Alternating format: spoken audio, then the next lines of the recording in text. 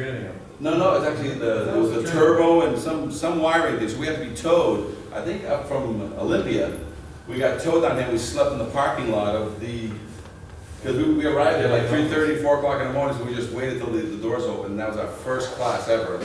And then it all started because we said, hey, we gotta do something about something, and everybody says, oh, we better leave nothing alone because it works, or it doesn't, remember that? Yeah. And then it's just been a little bit of this, but all I'm gonna talk to you guys about today is not Portland. It's everything, including Portland, that's happening nationwide. So if you have a question, a story about anything that's occurred, I'll tell you what every state in the nation is doing, because we've done classes from Maine to Florida, from Chicago to Texas, and from Seattle to San Diego. So we have a story out there that we're gonna tell you what some of your brothers are doing. So first of all, let's just, how many fire inspectors or fire officials? How many cities are represented here today? Got Portland. Do we have, Corvallis was gonna come up here. Eugene was possibly gonna come up here, no? They may be arriving late. How about vendors, people who actually put their hands on the fire escape and tear out these bolts? Any vendors yet? Got a vendor there? So we want some questions, because what he needs is feedback as to what is possible, what is not possible. So I'm a vendor. I've done both sides. I actually been in the business since I was 52. I was hijacked when I was 12 by my dad, so I've been at this for 40 years. Guess what I know? Do you think I know all the right ways to do this or all the wrong ways to do it? So I have 40 years of all the ways we basically hide things, play hide and seek. And for 40 years you've been using paint, because here's what you guys gave us for 40 years. You wrote, scrape and paint the fire escape. That's your violation. For 50 years, every fire official has written, scrape and paint the fire escape. So when an owner gets a fire escape violation from Stu, and it's written in the past years, scrape and paint the fire escape, who's the first person he calls? A painter. Painter comes down, looks at a 5-story and says, I can paint this for $3,000.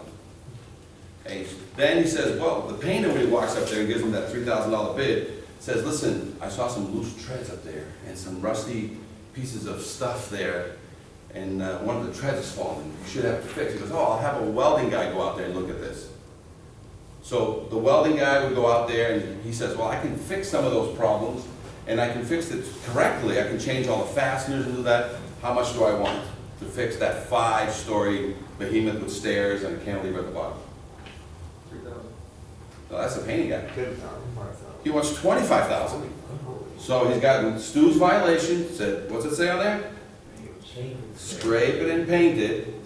And he's got 2 quotes, Joe Painter, Billy Bob Ironworker, and he says, okay,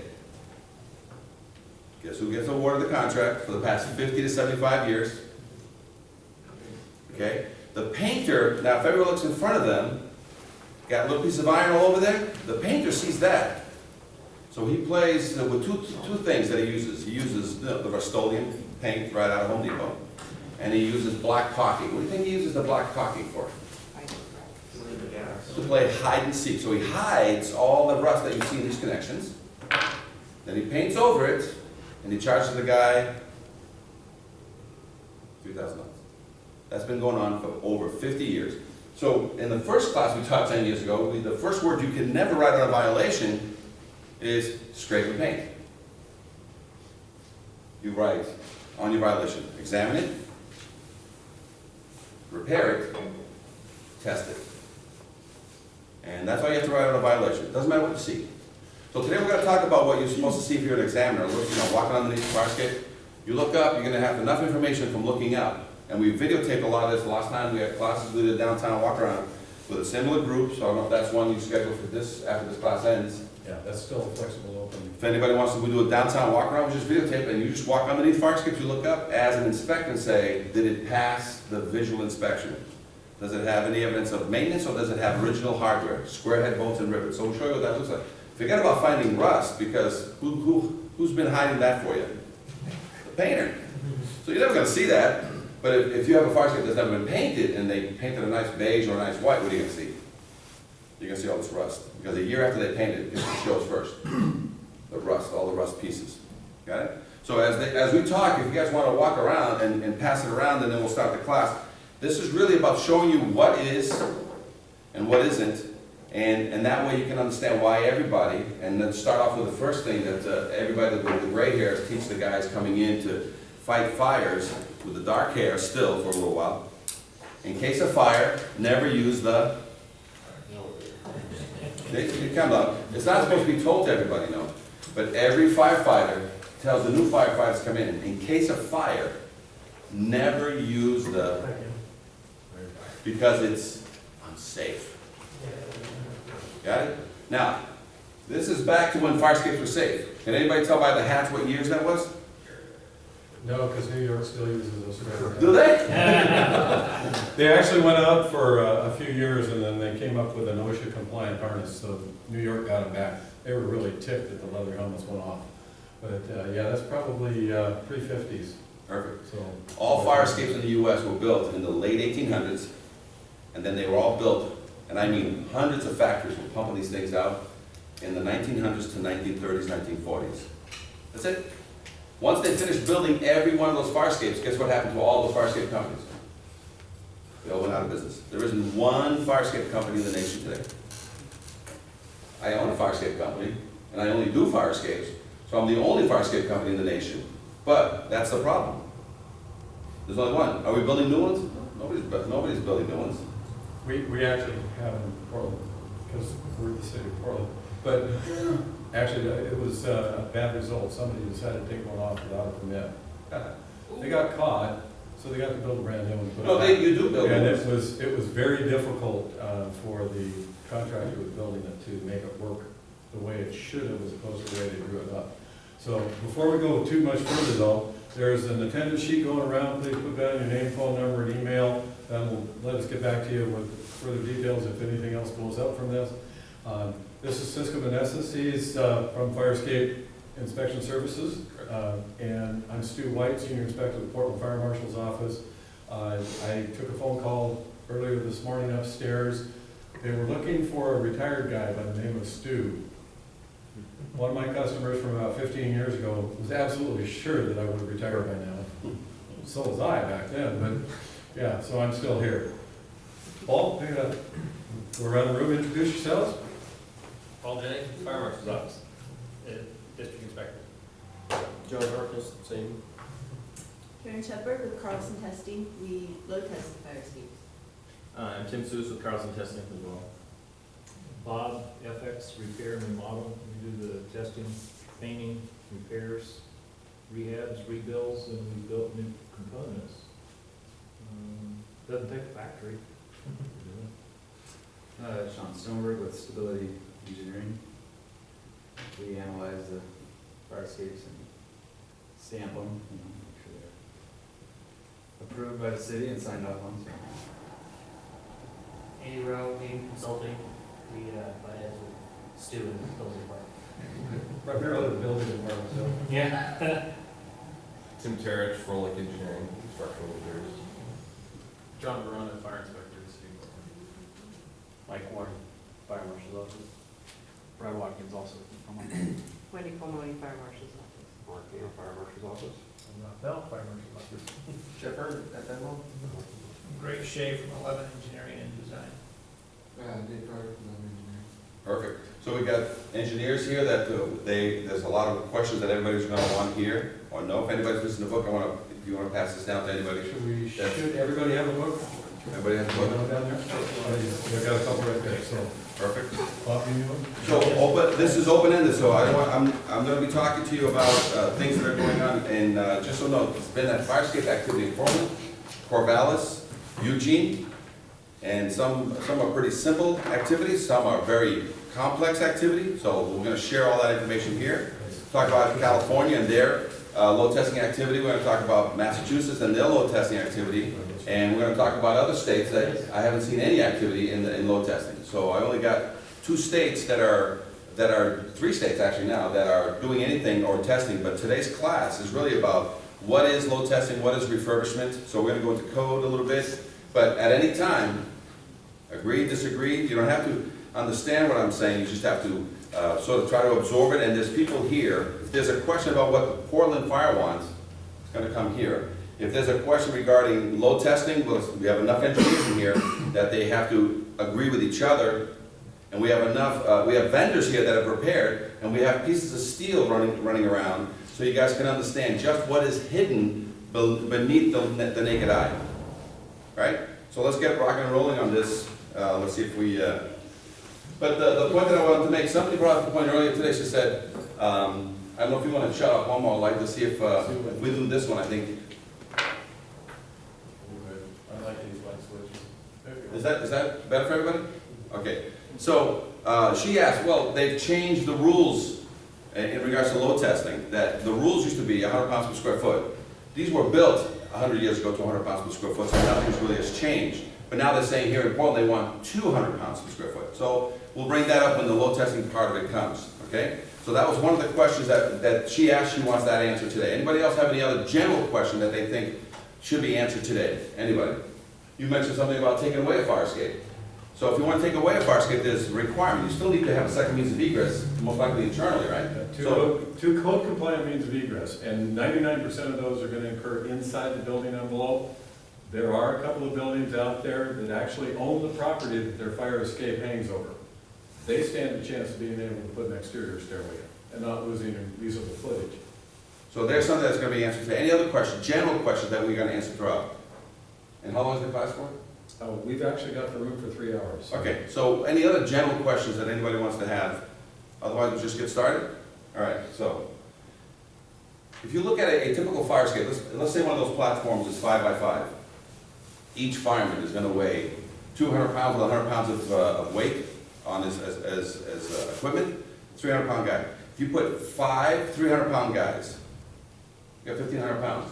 In a 5 by 5, right?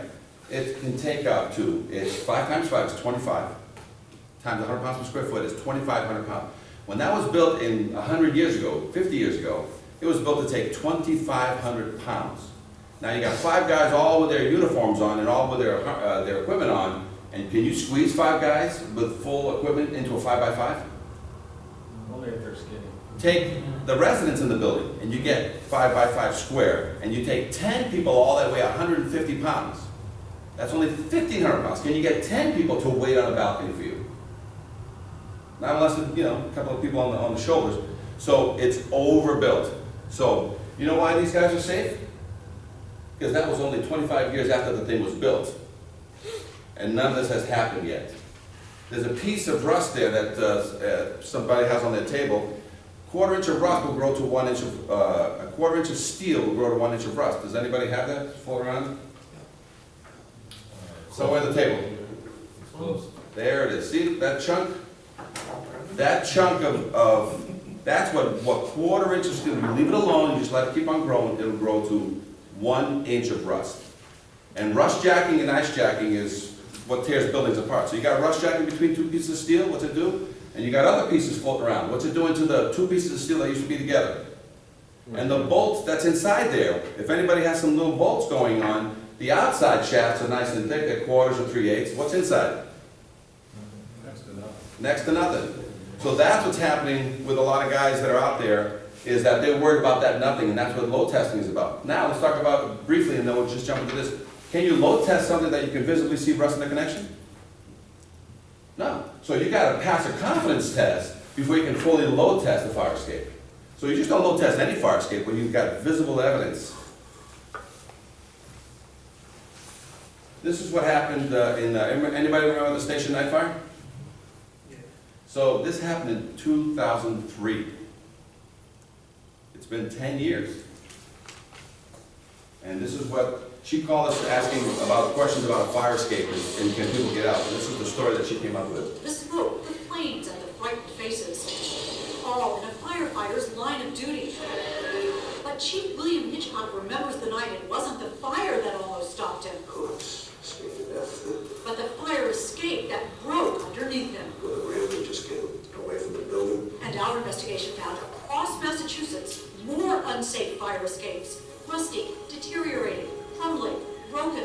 And what state officials didn't know, the system they set up to keep fire escapes safe is also falling apart. The potential ramifications are disastrous. So let's look at this one. This expert ironworker is licensed to build, maintain, and inspect fire escapes. So they're not repaired. For months, we examined dozens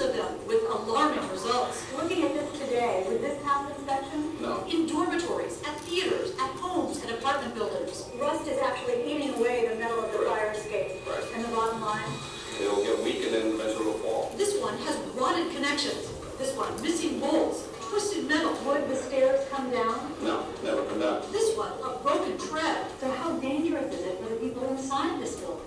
This fire escape is definitely gonna put somebody either in the hospital or it's gonna put somebody in the cemetery. Fire escapes are so critical. The state building code requires they be certified for structural adequacy and safety every 5 years. But our investigation found that safeguard is simply being ignored. Here's proof. We chose fire escapes at random in Boston, Somerville, Cambridge, Worcester, and here in Quincy. We checked building department files But there's no fire escape certification.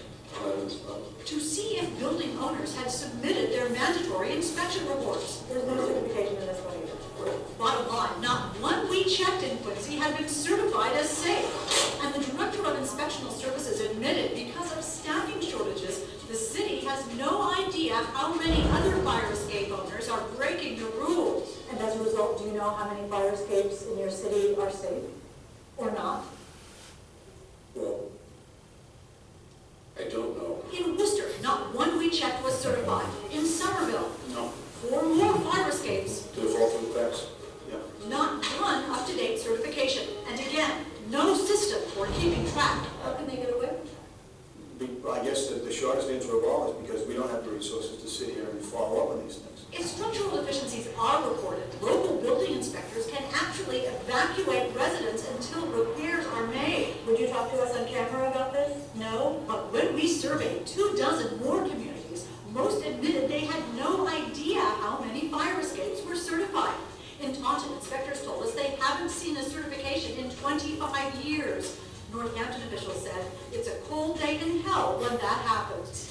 In Cambridge, too, not one of our test buildings was certified, and the official in charge would not come out to discuss it. In Boston, where there are more than 8,000 fire escapes, again, according to inspectional services, not one we checked was certified. Officials know they are required to enforce the building code, but they admit they don't always know if owners are breaking the law. The building code is being ignored. Right, but it's difficult to write a violation, you don't have knowledge of something like that. But state officials say for a critical issue like this, communities should know. And they warn, the Massachusetts building code is not optional. Does it worry you that these fire escapes are not being certified? This is an important issue. And should not be ignored. That's because after the smoke and flames begin, it'll be too late to learn you've got no way out. I can't stress it enough, Hank, that these things have to be maintained and someone's got to be watching. As a result of our investigation, state officials will now issue an alert to local inspectors. Meanwhile, if there's a fire escape on your home or office, you can contact your local building department to make sure it's properly certified. In the newsroom, I'm Hank Philippi Wright. So that was supposed to be a 1-minute piece, she ended up doing a 5-minute piece. And if you take a look at your book, look on the back. This is what occurred in Boston 30 years prior to this news piece. So 30 years prior to that, a reporter caught this photograph, and that was a Pulitzer Prize-winning photograph. So the fireman saved himself with one hand, survived, still alive today. The woman died. The child, which was her niece, survived by landing on her. But look at all the fire escape pieces coming down on her. That was 4 stories in an area that's Marlborough Street, which is in Back Bay, which is, it's $1 million properties that's all up and around there. So it usually takes a catastrophe, and that's what happened there. Prior to that, we had a building code that says you must maintain your fire escape at all times, which means what? If it ain't broke, don't fix it. And if you ain't writing a violation, like I was in a room just 3 months ago, I was in Philadelphia, 50 building inspectors in the city of Philadelphia continuing ed class just like this. I said, can anybody raise their hand last time they wrote a violation in the past month? Nobody. So in the past year, you wrote a violation on the fire escape? Nobody. Why is that? I did the same thing in Washington, D.C. And what's the reason? A lot of times, if you don't know how to cure the violation, what do you stop writing? The violation. The violation. Because if it's so complicated for the owner to resolve it, if all of a sudden the owner making phone calls can't get it, he has to call the original guy who wrote the violation, help me cure this violation you wrote, and the guy goes, I don't know what to do. That's when everything gets confusing. And then what one guy does on one side of the street is different than what the other guy's doing across the street. It just creates, You know, one guy's got sandbags hanging from the fire escape, the other one's got just a paint job, and both of them have their violations removed. So there was no standardization. And this went all the way up from Seattle down to San Diego. This is everywhere. So this is why they changed the code. So they added into this code the 5-year rule.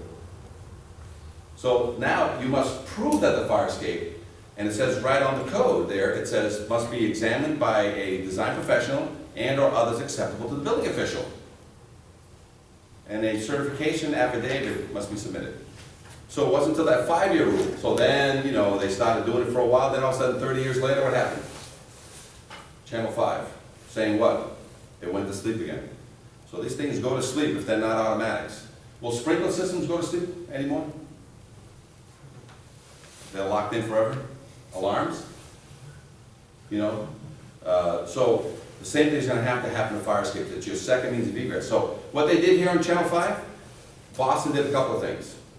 In the building permit process, you can't sign off a permit unless it has a current certificate. So it doesn't trigger an inspection report. It's part of the closing of a permit is do you have a current certificate? So whether you're doing a light bulb or plumbing or a roof, they've made it so that anybody spending money on a building, that was triggering, an automatic trigger. Okay? You can speak with, and I know there's certain codes, procedures, you have the final sign off to occupy this room is what? There's the smoke, right? A smoke inspection, right, at residential and commercial. What do you ask for if it becomes part of your checklist item? Are you ordering an inspection or are you asking for a copy of the 5-year certification? Just the copy. Just a copy. If they don't have one, do you stop from filling out the smoke detector? No, they passed. But what now, who gets notified that they don't have an occupancy? I mean, they don't have a current certificate. So the 30, 60-day, 90-day process. So that's 2 things you can do right now to make it part of the system, to start becoming a part. Is permits signed off, not applying for them, but signing off on them, must have a current certificate copy. And if you're doing the final sign off as far as the smoke, have a checklist item that just says, I need a copy of your certification. Because when the smoke goes off and you're in the bedroom, where do you go? The fire escape. Okay? So let's talk about the code. So it took this tragedy, right, to basically have Boston write the 5-year rule. Did we have a 5-year rule here in Portland?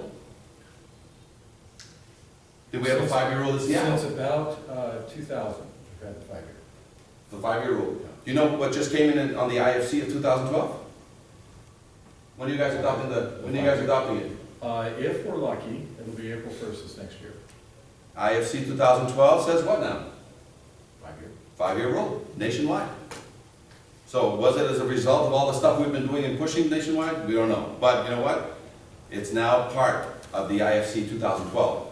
Where is it in the IBC? It's not, they took it out. So now, guess who's holding the whole ball? As of 2012, and by the time you adopt it in 2015, 2018, everything's back to the fire department for the examination. So it's on the chapter 11, if anybody wants to look it up, okay? In Portland, who holds the certificate? As far as a copy of it for records, it shall, under the current program, since we now have the permit process going through Bureau of Development Services, they will end up with a copy of the affidavit, and it should go to microfilm in their system. It's also going into our system and being entered into the computer system itself. We actually scan it and attach it, as well as entering the date and other locations. Submitting to both places. Yep, and that's one of the protocol steps that I think needs to be refined for our system right now, because that's probably one of those last pieces. And there'll be more on that as we get into it, what we're doing with it right now for the final steps. Let's talk about the codes that are out there that basically all stay the same. So I just added this very quickly yesterday, but basically the International Fire Code for 2012 looks very similar to the International Building Code. Testing and certification, the fire escape shall be examined or tested by a design professional or others acceptable to the building official. So if there's a program like that in California and Massachusetts where you can examine fire escapes and there's a certification or a license, there's only 2. Massachusetts and LA has a certification program. Those people can examine fire escapes and submit a report to the official every 5 years. The current International Fire Code in a lot of states have the same, if any fire escape system is found to be in a state of deterioration or unsafe, shall be repaired immediately. The wording that they used to have before that, before everybody starts adopting 2012 is this. It says, depending upon the structural condition, a load test shall be conducted. Depending on the structural condition, a load test shall be conducted. Meaning, who has the decision to order the load test? Engineer, inspector. So you give him any evidence of the structural condition, there may be no load test. That's what the rest of the country is doing. So let me explain that. Let's go to the next one. The NFPA. The authority having jurisdiction shall be permitted to approve any existing fire escape that has been shown by load test or other evidence to have adequate strength. What's that mean? There's an either or here? Does anybody know that? That you can either load test a fire escape or you can provide the city official with other evidence of strength. And what can they do for that load test? Am I right on this? So you can provide other, we're going to talk about other evidence of strength, what that means today. The International Building Code says today, and by the way, it's gone out. 2012, I was in there, I was actually in Atlantic City for the ICC, and I bought all the nice thick books that they have down there. I was down there, didn't stay for the week though, just came in for the day. I was actually at a round table meeting, and out of all, the round table meeting is about 10 people get together, you just shop talk. Who shows up at my table? Corvallis, saying, oh, we need this. And I don't know if anybody knows Jim Patton down there.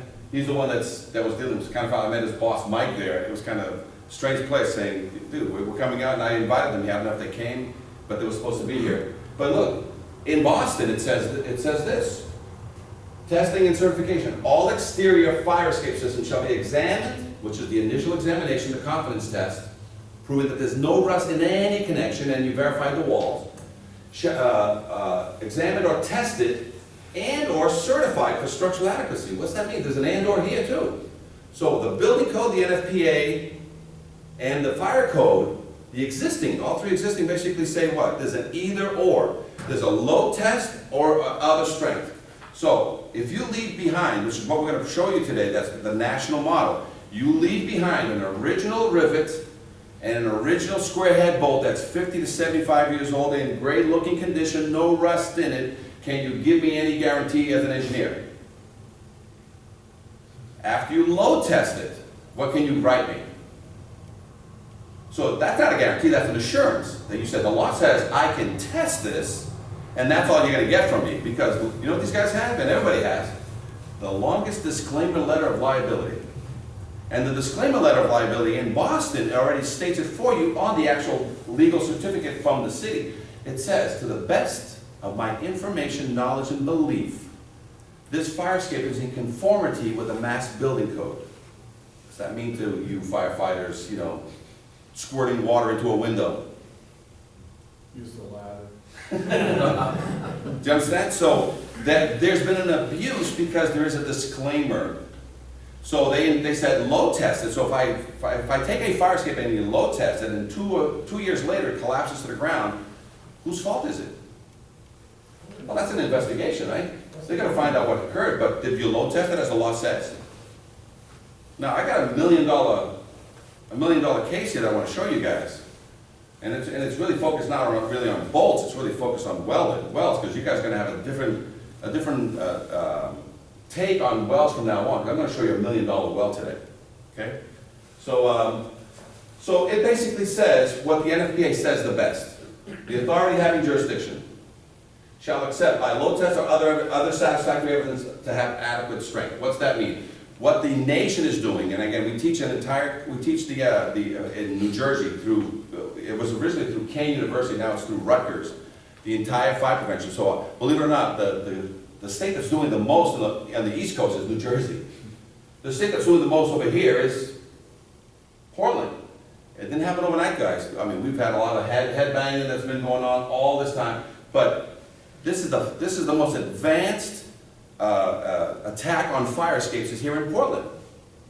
This is my 6th class.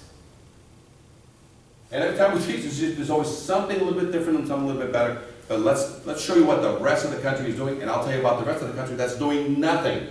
They're closing their eyeballs. So it says there that the authority having jurisdiction shall accept by load test or other evidence of strength. Well, what we'll prove to you today is that other evidence of strength is this. If I have a tread that's got an existing bolt in it, rivet or square head, no evidence of rust, I want a guarantee from you. Will I get it from an engineer? I load test it, will I get an assurance? One is an opinion, one is an assurance, and you did what the law says, right? Who can get sued on that? If that bolt, if that original bolt, which is 50 to 75 years, somehow fails 2 years later. I mean, there's gonna be a court case, but what do they got? They got something out of the ordinary that wasn't supposed to happen. You take that same tread, and you now has rust growing into it. So you take the bolt out, you remove the rust, you put it back, and you put a brand new bolt in there. Do I need to load test a brand new bolt? Or do I have other evidence of strength for the Portland Fire Department, as well as the rest of the nation? So now, 2 years later, that bolt shears. Who goes to court? The bolt company. Because you're going to drag in all the players. Oh, and what happened? Was it a failure, or was it a product failure? Manufacturing defect. Right? Because did all the other ones shear? Or did they use the right bolt? Well, let's say, assume all the right things are done. It was properly installed, properly torqued, grade 5 or grade 8, whatever you wanted to put in there. Nothing, no earthquake happened the night before, and that one bolt sheared. We have a court case, but who's suing who? Everybody's going to sue who? The bolt manufacturer, right? So that's other evidence of strength. So in the United States, you change out every fastener on a fire escape, all major structural, not minor, because you have some minor scrolls and stuff. All major structural gets swapped out with new fasteners, and all the connections are because of a confidence test. You are stating that every connection is free of rust. There is no rust in any of the connections, and you're willing to state that and sign off on it, and you put on all brand new fasteners. What's the only thing left? Because you've already signed off on 97% of that structure. What's the only thing left? The wall. And now that we're going to 200 pounds, you have to verify the connection to the wall. Or if you want to leave sleeping dogs alone, what do? If you have a 50, 75, 100-year-old building, don't touch it. What do? Next to that connection, what do you put in? A new epoxy bolt or a new through bolt. So that's the rest of the way that the rest of the country is looking at it. Verify the connection, externally or internally, and we have ways, drills to go in, deep see if there's any rust. So we'll show you that. Or you duplicate, you leave the 100-year-old building alone, you do what? Just duplicate the connection. If the wall cannot take any more plates or whatever, just put legs on the ground to it. What happens when you put a fire escape with legs all the way to the ground on sonos? Both the rear and the front. What have you done? Freestanding unit. Okay, so let's talk about that. On the sidewalk. Guys, That's okay. let's talk about people who get hurt on fire escapes. Ready? So, as you can see, this is called live load testing. And that's what a lot of people tell. Wow, we had a bunch of people out there and it never fell. Yeah.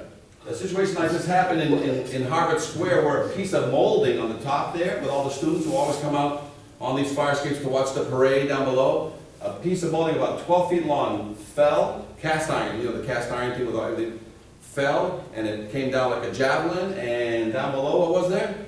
People, and it hit where? Not here, it hit right next to it, but man, it scared the hell out of everybody. So, remember the days when there was no AC? Firefighters, what's this? This is when all hell's breaking loose, and what are you trying to do? You're trying to get out. And what are you going to use? The stairs inside?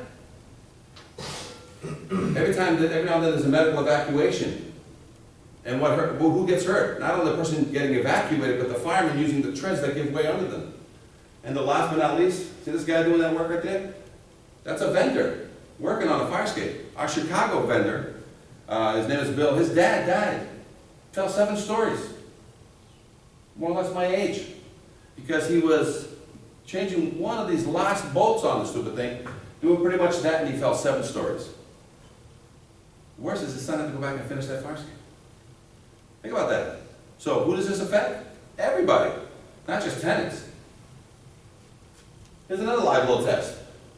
In the college towns, what do they do to get upstairs? How do you go visit your friends? Where do you go for a smoke? Right? Weddings are now on fire escapes. Hey, let's get on the back and hang on the fire escape, right? And students who can't smoke in the building, where they smoke, where they light their candles, their incense, right? So this is live load testing. Oh, let's talk about almost death load testing. This is a building in Massachusetts where 5 people were getting on. This is condos. The guy who turned this into condos, he and his son put on a new roof, lifted all the fire escapes, and what happens with any good mechanic when you have bolts left over? What do? Yeah, I can make this thing run smoother. So he checked those. So 5 people at condos. There was a real estate agent, a buyer, a seller, and a rent agent, and one of the condo people. 5 people went up there to basically talk about. I'm taking a fire escape picture from my fire escape that looks like that, and there's another fire escape right over there. 5 people fell from there, and they thank God there was a roof below, just about 10 feet. So what happens when you get chunks of fire escape falling on you, and you still have a good cell phone on you? What's the first thing you do? Who do you call? Why don't you call your lawyer to call 911 for you? And you wait there for the photographs, because that's what happened on this. This thing got into litigation like you wouldn't believe. And basically, all the 3 fire escapes were no longer attached to the roof. They slid off. They were all sliding off the roof. Another crippling load test. This is over here in Iowa. So 3 students were watching fireworks on 4th of July up there. The fire escape, when what happened was the vendor had, the owner of the building who owns like 40 of these buildings, you know, with a lot of students in it. He had to fix one of the windows, one of the siding. So he took off the fire escape, not him, but the contractor took off the fire escape, which was through bolted, fixed the siding and the window, then lag bolted it back into the building through the same through bolt holes. And when the 3 kids are up there, the 2 guys and a girl, they all went boom, boom, blood on the ground. That's the fire escape on the ground. And here's the smoking gun. Because there was an incident that occurred, and we didn't get to go look at this case till almost a year plus later, they preserved the evidence. This is Fire Escape CSI. Okay? They preserved the evidence in a quality controlled area, which was basically 8 blocks down in a grassy field. But when we went there to the grassy field, now this is fire officials, lawyers, everybody, and what do we find? So it's up, just throw it in the field. You know what I'm saying? So we start grabbing pieces, and then we find the smoking gun. We find that they had lag screwed it back into the building through the hole that used to be a through hole. So the lawyers are all happy that they found a smoking gun. Somebody's going to lose millions of dollars. So this is what happens when they put it back. They put the fire escape back. They were so unsure of themselves. They not only threw bolted it back in the building, they put a leg on it onto the roof. Onto a pressure-treated sleeper? Now, right into the shingles, you know what I'm saying? It was just, you know, so Mickey Mouse, but, you know, and that corner right there, which all fell to the ground, was lag screwed into the corner. When I went there, it still wasn't lag screwed into the corner. I could actually pick up that bottom, walk it out 2 feet, and then walk it back. And again, we videotaped that, so this case was quickly settled. Let's talk about a dead load test. Boston, a woman, 5 stories up. Because it's on a hill, this building, its 5th story, is eyeball with the roof of the next building. And what do they have on that roof? Beautiful deck, high-end area, Boston. You were there with your girl. It's nights, 2 in the morning, 3 in the morning. You want to have your last nightcap, you go over there. You half in the bag a little bit. The phone rings, and what does she offer? And she doesn't even live there. She offers to get the phone, but she doesn't know how to walk back, how to jump. The deck up there on this roof, and because the railing is missing, she, boom. Now that one didn't make it. Missing pieces. You like this one? This is a live load test. This is a 50-unit complex. This just happened last year. You like this one? That's an 8-year-old child. When's the last time you guys have taught an 8-year-old child? Yeah, just go. But right now, firefighters are taking down the ladders and rolling up the hoses. But earlier in the night, when they pulled up, there were flames coming out of the side of the building. Firefighters say it was one of the scarier moments because when you pull up to a building and you see children and mothers hanging off the side of the fire escape, smoke swirling around them, They said, that's scary, scary stuff. They got up there, they got the ladders up, and they said nobody got hurt. The fire escape, there was 3 or 4 people hanging off the fire escape. They couldn't get off. They were just on the fire escapes. I had people hanging in their fire escapes at the rear of the building, and on this side of the building, we had a bunch of people on that fire escape. About 50 people were displaced inside this building. Our firefighters say there's good news tonight. It looks like everybody will be allowed to go back in, except the one unit where the fire was in. They said, that's good luck to them tonight. I'm Bob Wilson, on the scene of Bridgeport, News 8. So, if you might just turn on the backlight there. Here's the question. 50 people were stuck on a fire escape. 50. And all the ladders didn't come down on all the fire escapes. But it was a lucky day because they only lost one apartment and they let everybody back into their apartments. Even though none of the ladders are working on this fire escape. So when the firefighters arrived, was this a firefight or a rescue mission? Rescue first. What does the fire do while you guys are playing rescue? So this is what's happening. You've got all these cantilevers and ladders that are not even functioning. Because what is a fire escape for? For you to come there and help me out? Or is it for self-evacuation? And when you guys get there and a cantilever or a ladder is in a down position, what do you use it for? Access. You don't have to wait to go 3 to 5 minutes to get a ladder. You give a fire 3 to 5 minutes. What does the smoke do to its occupants in 3 to 5 minutes? Yeah, just turns it back into a rescue mission, right? After you're done, you have to go in and do what with the people? It's a recovery, I'm sorry, it's called recovery, right? Okay? You don't have to hurry anymore. You just gotta start fighting, because in 3 to 5 minutes, you don't got much left. Right, who inspects fire escapes? The International Fire Code 2012 has made it very clear. Design professionals or others acceptable to the building official.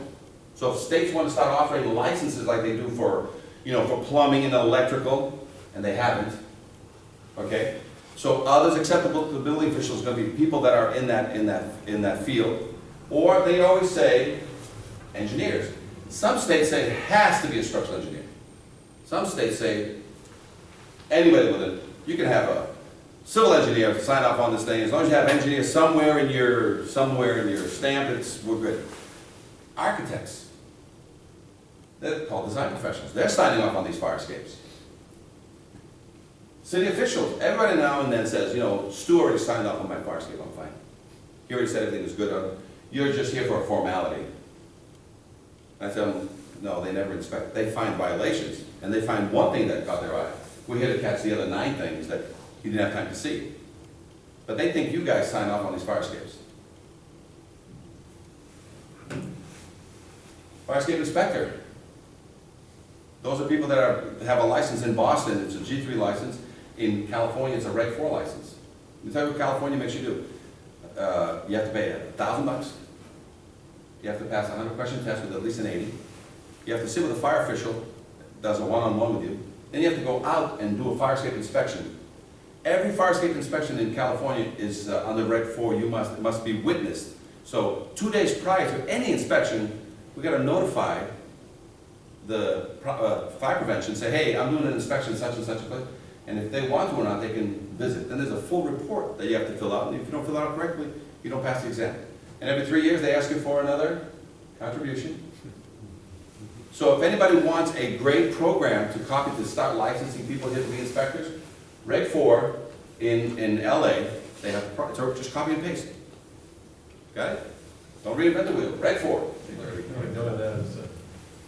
And they're probably the best at it as far as the examination. They're probably the best. Okay, guys, we're going to talk about opinions versus certifications. Does this fire escape pass or fail in your quick observation? Looks bad? So by the time you let rust basically take over your entire fire escape surface-wise, what is every connection? Suspect or not? So as soon as every connection is suspect, you have a problem because who's willing to sign off on something that you've let rust for at least 25 years? Because that's how long it takes for you to lose all the paint off your fire escape on average. A metallurgist will show you and tell you that that's the average for, depending on what side of the building you're on, whether it gets sun or rain or not, it'll basically eat up all your paint. The reason I got called, and that's me doing an examination, is that an engineer had signed off on this saying, hey, fix 2 things. The reason why there was a violation is that there was a call at night, the police went up there to check a door on this building in Fort Lee, which used to be the East Coast equivalent of Hollywood for the silent movies.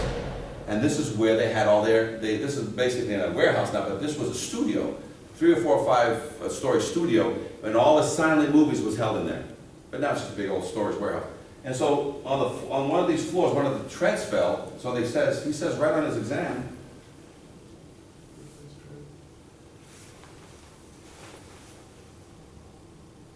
he said on his exam, fix the tread, there's a bent piece of grating, and give it a paint job, and I'll sign off on it. You know who called me to go examine this?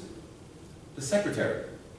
The secretary who hired somebody to come and look at it says, I don't think you did a good job. When we went there, we found all of these problems. That's how tall it is. We found all these issues. So who's right? An inspector who looked at it or an engineer that examined it? It's not who's right or who's wrong. Was there a standard of inspection? There is no standard of inspection anywhere in the U.S. The first confidence test, there wasn't any in here. We worked with Seattle. We did a confidence test, basically, which is a yes/no question, not an opinion that comes from engineers. Now is all the treads free of any internal rust? Is all the connections on the rails free of any internal rust? And so it's a checklist item. What does Portland have now? Our visual inspection guide. Which is basically a questionnaire that says, are you doing, so in Seattle, they came up they used our questions and they created, so if you go on seattle.gov, they have on there, and you have it on here inside your book, this is the confidence test from Seattle. We use this as a model because we helped build it with Seattle. See if this has a copy of the confidence test here. It's right here. So if you go to seattle.gov, tacoma.gov, and you go on to fire prevention and you go to fire escape affidavits or certificates, and they, by the way, if you want to steal a bunch of certificates online, seattle.gov, they have all these things for sprinklers, so basically copy and paste. Don't reinvent the wheel, it already exists. So we use this nationwide. All we do is they'll give it to you in PDF, they'll give it to you in Word, and what do you do? And I've done this, I did one for you guys, I basically just took out, I put Portland up here.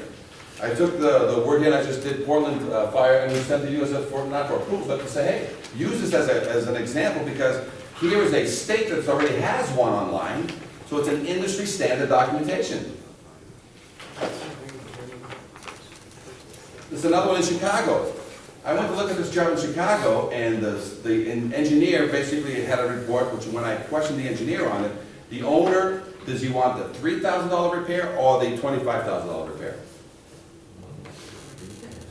This I think had about 150 apartments with the same fire escape system here. But instead of having brackets down below, it had the diagonal brackets from above that came down as a rod, fed down and then bolted in and basically held the outside of the brackets.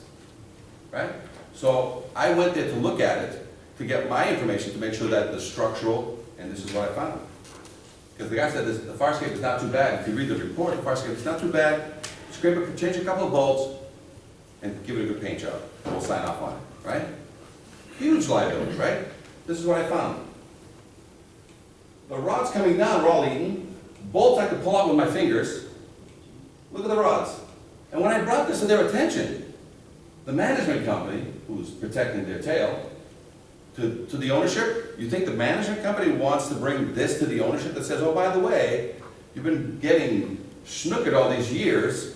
We don't have a $50,000 problem or a $100,000 problem. We have a $350,000 problem because we got 15 of these all around the building, and they're in the state of collapse.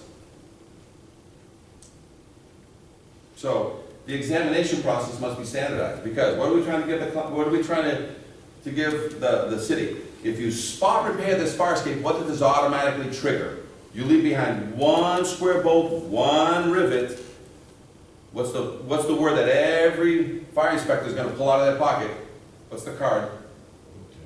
Load test. To get what?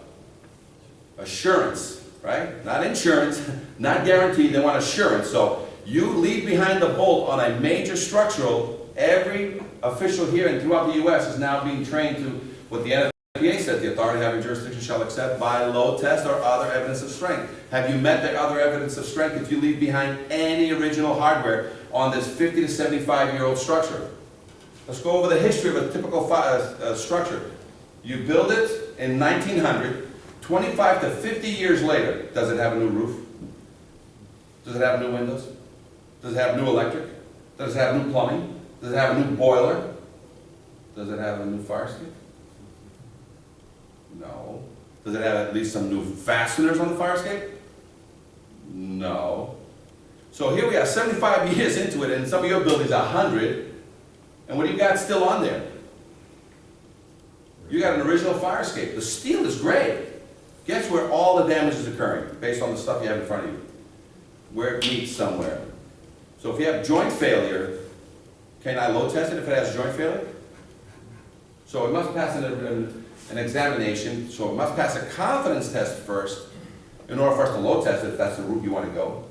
And what's the average load test fee, depending on the structure? 2 to 4 to 5,000 per level, and sometimes it's 5 to 10,000 per level because the thing's a big monster beast. Sometimes the thing is on some crazy side, you can't even get a lift, you can't even get a crane, you can't even get anything in there.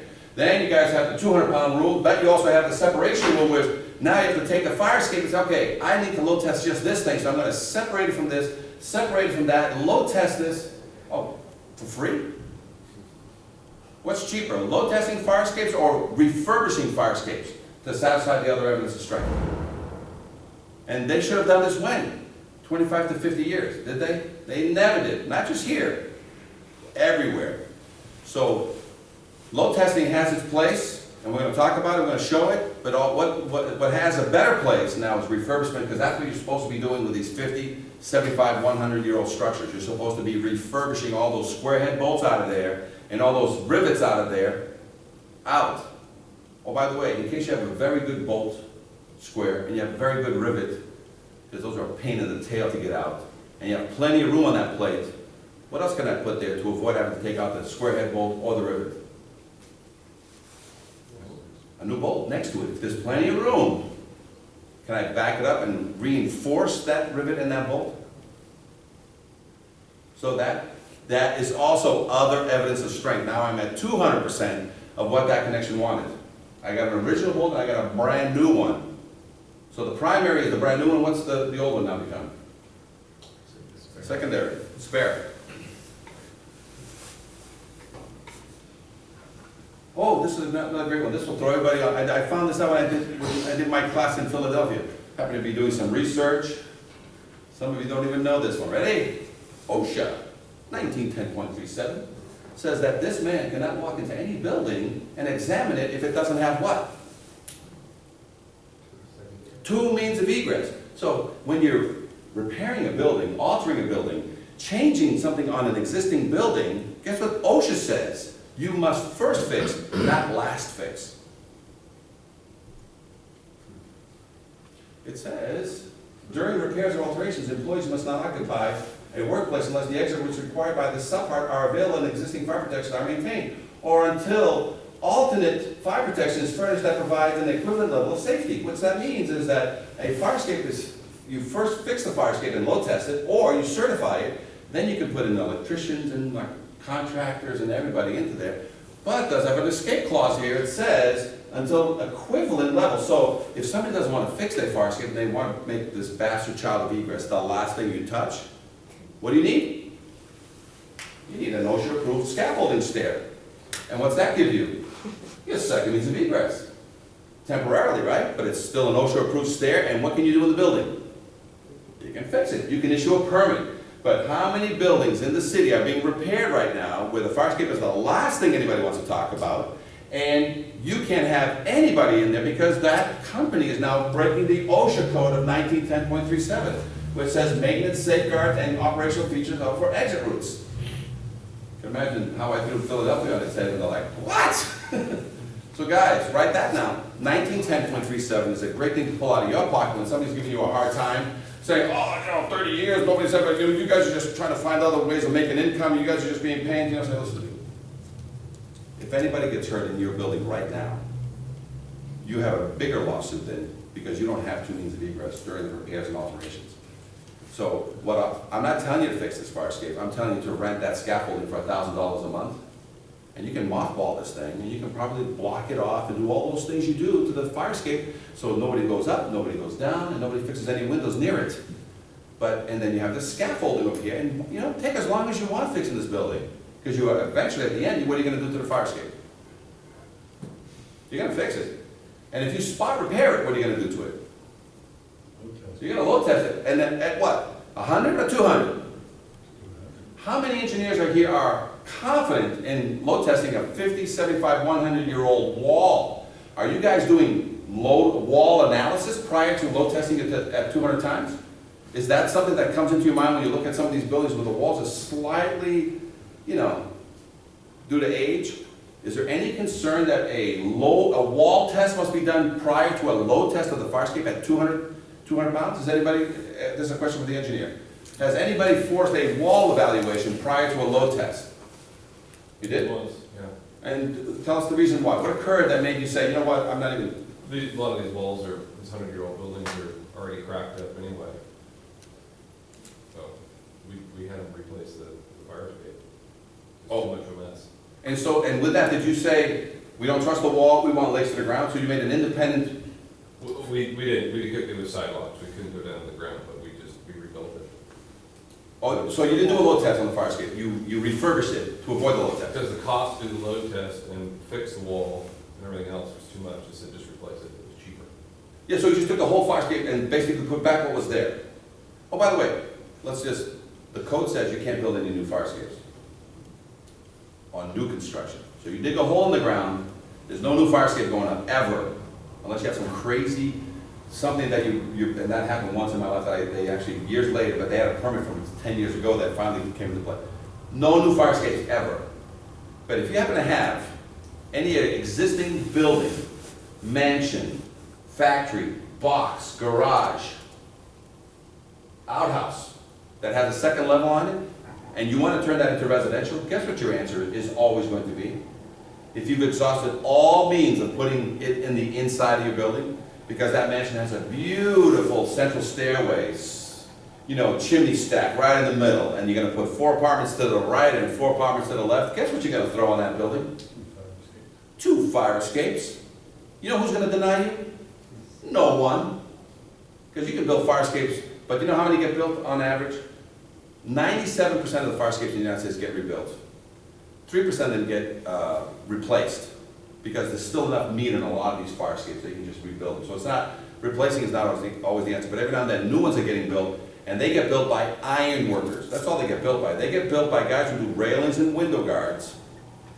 They have a shop, and they'll build these all day long, properly designed by an architect and an engineer in the shop drawings, and a lot of times it's copying the exact same layout of an existing fire escape that already exists.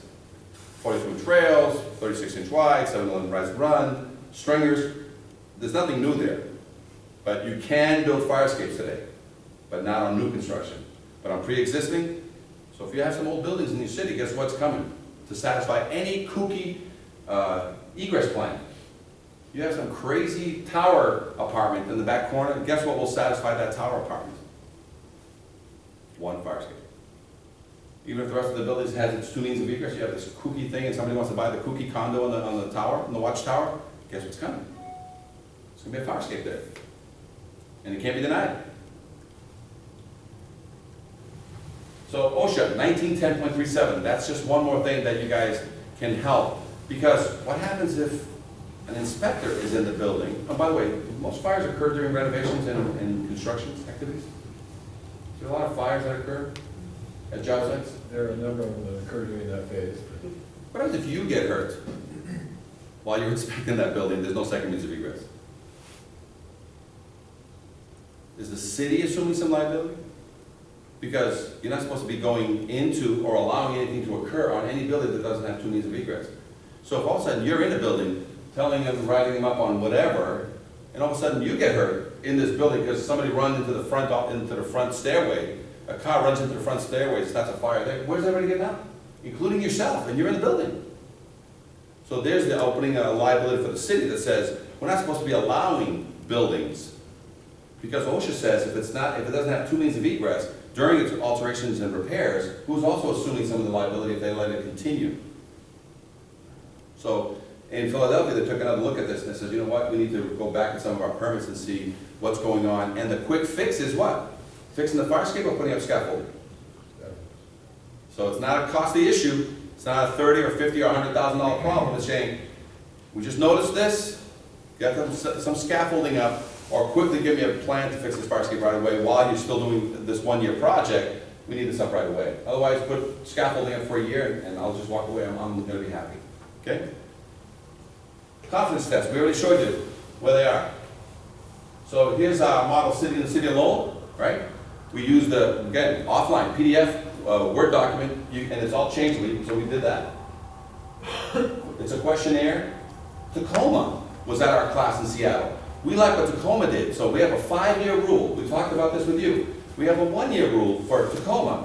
They make, not the engineers sign off of 1 year, they make the building managers sign up the 1 year. So if you have the 1-year inspections on a lot of your commercial, this is like 3 questions, ready?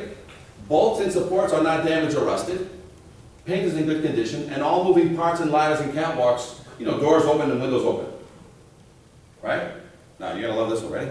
And let's say you're on one of your buildings in Tacoma or here, and you have a roof ladder, and you have a cantilever, and you do your walkthrough, and you get, you know, the batteries are good, and the smokes are good, that 1-year inspection that you do. Then you say, I need by 1 year, because no engineers are needed, and you say, I need that 1 year that says your maintenance guy has been checking the fire escape. So can you do me a favor? He says, yeah, I got it right here for you. Here it is. You know, it's the 1 year. The guy goes, no, I need you to show it to me in action. So can you please, I'll go downstairs, go to the cantilever, I need you to walk to the roof, Mr. Maintenance Guy, climb over the gooseneck, come down, walk the whole thing, release the cantilever, come down and hand me this document. What's that gonna do for Portland Fire? Increase our ground volume for even that. What's it get? What means? It'll be a negotiated increase in pay. So this is basically going to trigger the owners of the building to self-maintain itself. Because at that time, the maintenance guy may say, what? So I ain't doing that. So they hire who? And these guys go over the gooseneck, which is, then nobody really looks at these goosenecks.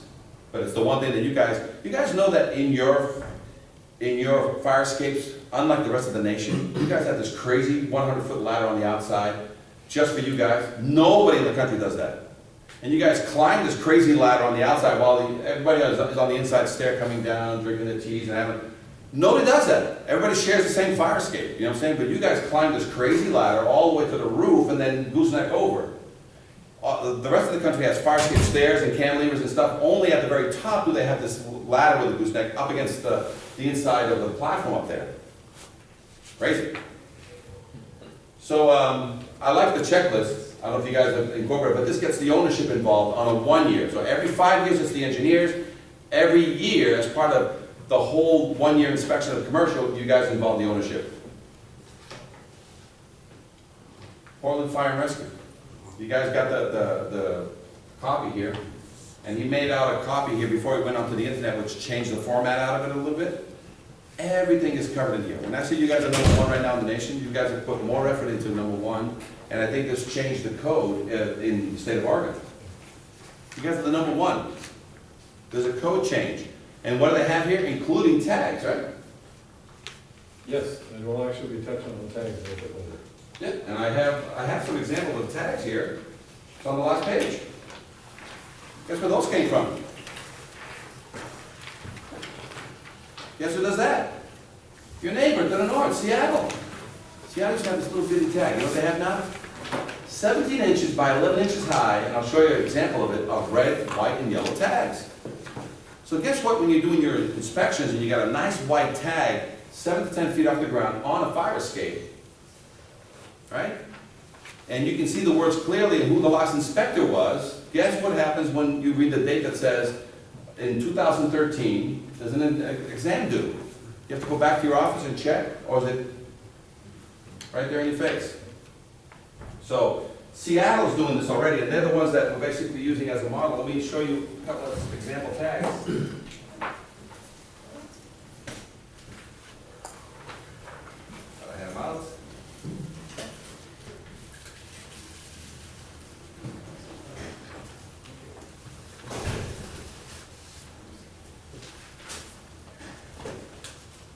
these are 8.5 by 11s. I'll send 2 down this way. I'll send 1 down this way. You guys can just take a turn. They're usually wrapped in plastic, or in Seattle, they may be printed on 1/8 vinyl stock plastic. 17 inches by 11 inches. And this is Portland's new version. Oh. And what's really sad, I mean, special about this shows the year that it was inspected and tested. The affidavits on file, these are actually attached to their forms, ready to be posted. We'll be doing metal wire tag on these toward the bottom end of the fireman's ladder. So anybody coming up to use it's gonna be looking at this and saying, 2013, that's good. There's one that's, because we're cheap, has been slightly modified to show the 2011 date. Not the best modification, but it's my fault. And we'll have a number of 2012s that will end up being modified that way too, because Bob didn't want to spend the money on it. On the back is going to be handwritten, the information related to the location and stuff. Stealing some of the information off the Seattle tag for that. That's again an economic issue as to why we ended up with that. The unsafe tag is going to be Great information. Well, It's new to me. I'm hearing this for the yeah, first this is time a also. secret from him. The unsafe tag, they decided at the last minute, after the unsafe tags were ordered, that unsafe is a bad word to put on the fire escape. So they're still trying to figure out what the terminology is going to be for one that's a piece of garbage that you guys are trying to fix. Well, it says here, fire escape is out of service. Yeah. That's what Seattle says. Yeah. Fire escape has deficiencies, if it's gonna be, it needs to be repaired. And it says fire escape it has no deficiencies. But may I see that tag for a second? I'm gonna show you something. This normally doesn't happen in a college town, but, they want to put one of these in my car, for the American license plate.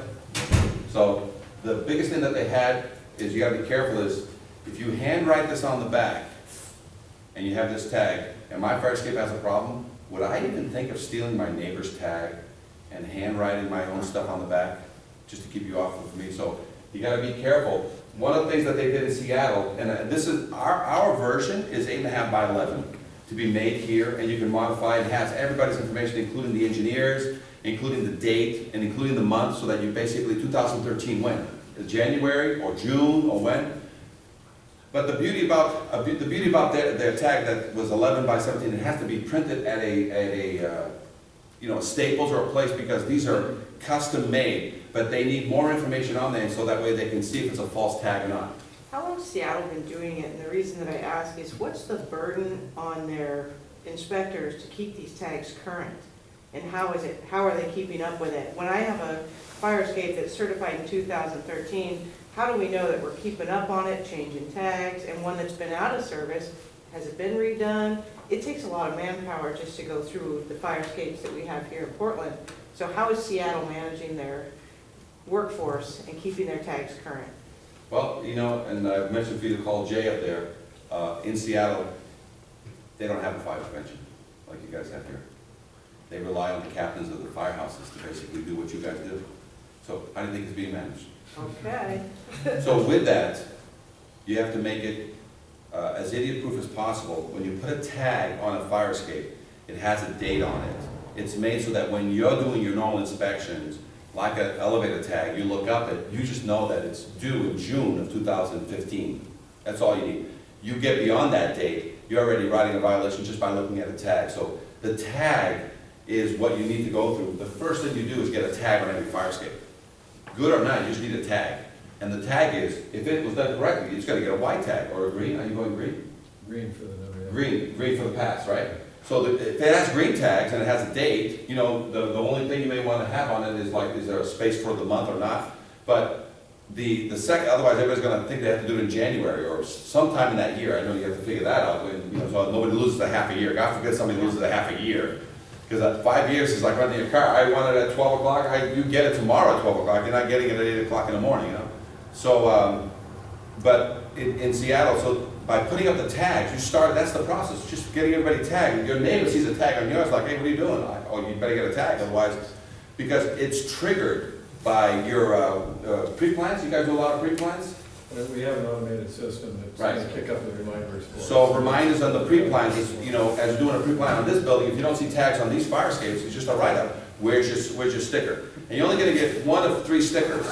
The stickers that you're gonna get is a green one because an engineer or a design professional came in and certified the fire escape for you, so that's the green. Otherwise, you're getting an automatic yellow, or if you see a dangling tread, you get an automatic red. It doesn't matter, and that's why when I made it by 8.5 by 11, it lets you carry yellows and reds. During your examination of a building, you look outside and you see the fire escape is in nothing evident, nothing's dangling. You're not inspecting the fire escape, you're just putting its first tag, and it's a yellow tag that says you're in 30 days, please have it examined. It's gonna go green by who? Not by you. It's gonna be an engineer that's gonna make it go green.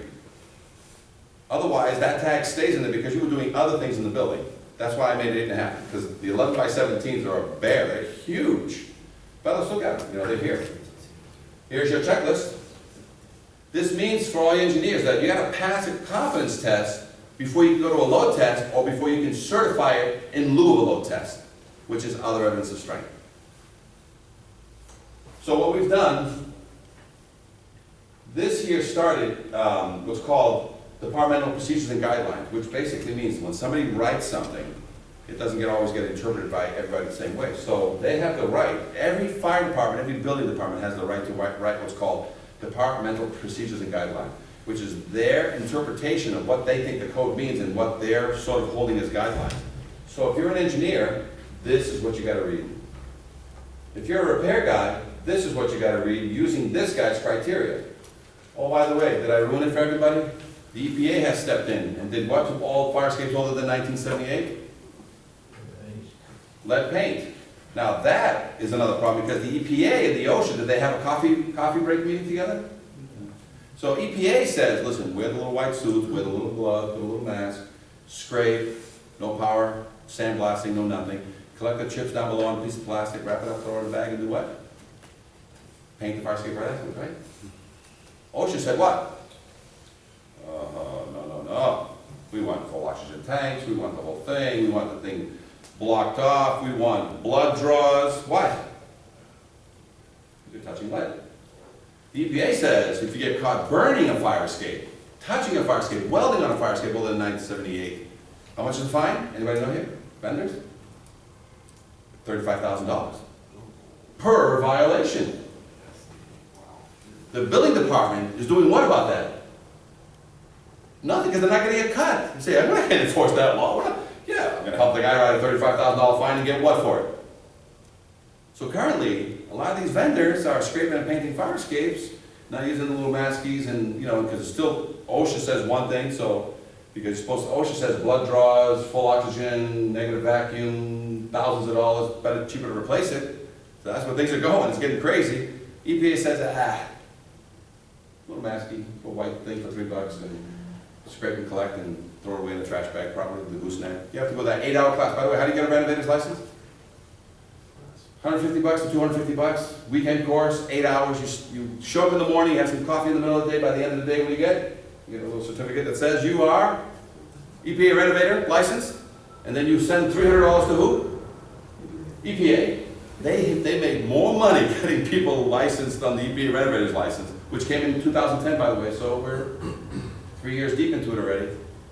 But the OSHA, they are conflicting. Got it? So, but this tells you the paint guidelines, and the EPA is mentioned in there.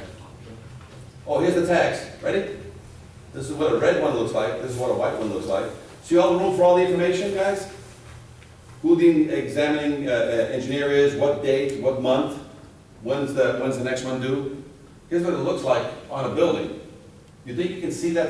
This is ours, 8.5 by 11. That's 17 by 11 inches. 11 inches tall, 17 inches wide. 7 to 10 feet off the ground, permanently affixed to the fire escape. When you're doing your walkthroughs on a building, can you see that? Can you read it? Do you know when the next examination is due? So that's what this is all about, guys. In the next 3 to 5 years, just put tags on fire escapes. Don't worry about whether they're certified or not, because who is this really for? If you have your guys running down an alleyway 2 years from now, and they run into a green, what do? They use it. They see anything else but green, what do? So if the guy you put a yellow or a red tag on hasn't done anything on his building for 6 months, a year or two, what do you care? What doesn't it have on it? A green. So now the rule is correct when you say to everybody, in case of fire, never use the fire escape. No. In case of fire and it looks green, get on it. Anything that doesn't have a green sticker on it, what do? Get off. And it should have a tag on it. A tag that says it's either a red, which is out of service, which causes a whole other rules when it's out of service, because that could shut down a building. But if it's yellow and it's under the examination and you made a few phone calls and you have the process in hand, guess what? Now the fire department and the owner of the building are sort of working things out, moving things along. Got it? But Seattle's doing it. This is their fire escapes. Are they doing every tag? There's a lot of tags, a lot.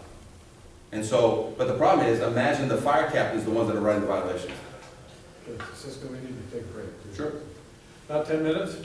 Restrooms are. So we talked about the tags. Let's see if this thing is. There you go. And you want to kill this light over here? The one over here? So let's talk about rust. So during the examination, this is what you got to look for. This is actually on a detention center for kids, 17 and younger. So when you first walk up to it, right? But when you look underneath it, what do we got? Plenty of rust. In a case that we were involved in, a metallurgist proved to us that a quarter inch of rust needs 25 years to grow. So you leave a connection unchecked, depending on what side of the building it's on, it's going to take about 25 years for it to grow a quarter inch of rust. How long do you think it's going to take to grow half inch of rust? So look at this connection here. Look at all these connections here. Look at all these connections here. And guys, as an engineer, why do you need to carry a 3-pound sledgehammer? Why do you need to do the ping pong test? Because I'll tell you, a lot of you guys, if you look at some of these connections here, if you take a look at the bolts, can somebody start grabbing some of those bolts that we left there? Some of those bolts basically look great on the outside.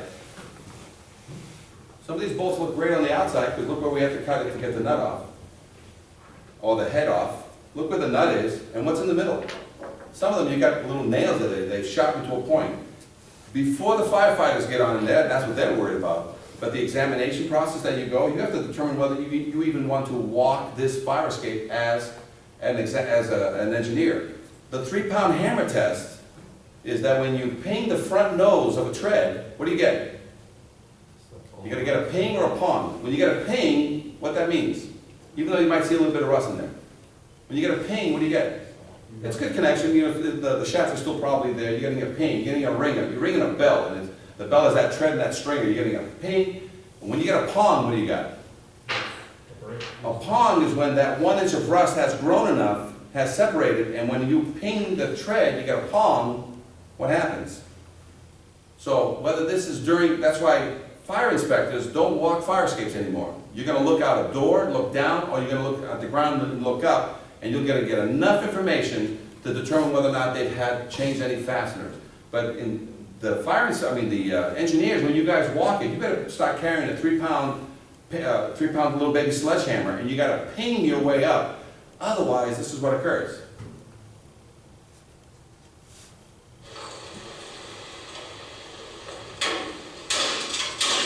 Did it?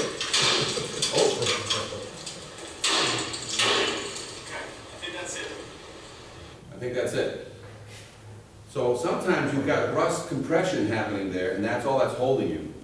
So whether you're going up the fire escape or down the fire escape with gear on, the fireman slams his foot into a tread, and it falls. And we have a case that we were involved in that happened to a fireman with 3 treads let go, and he fell through all 3 treads, landed down below.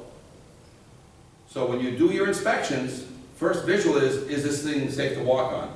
Second is have a 3-pound hammer. This is not for you guys. This is for the engineers. When they walk up, they ping the job going up. And every now and then when you're pinging the stairs, you got to look at the 2 connections for the stringer at the top and the 2 connections at the bottom to say what? Is the whole stair safe? Is it properly hooked on top, which some of them are not? And is it properly notched at the bottom to rest? on the bolt, on the piece below, so that's the safety. Otherwise, sometimes they cut the whole bottom and there's nothing there, and the bottom is full of rust.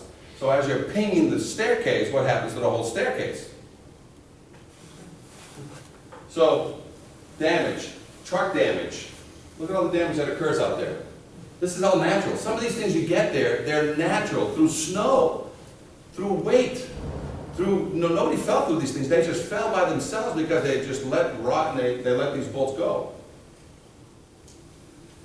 You know what this place is? This is a city hall. I don't know if you can see it there, but there's 3 or 4 treads dangling over there. Right? And if you guys think these guys are not paying attention, how about these guys? These guys ain't paying attention either.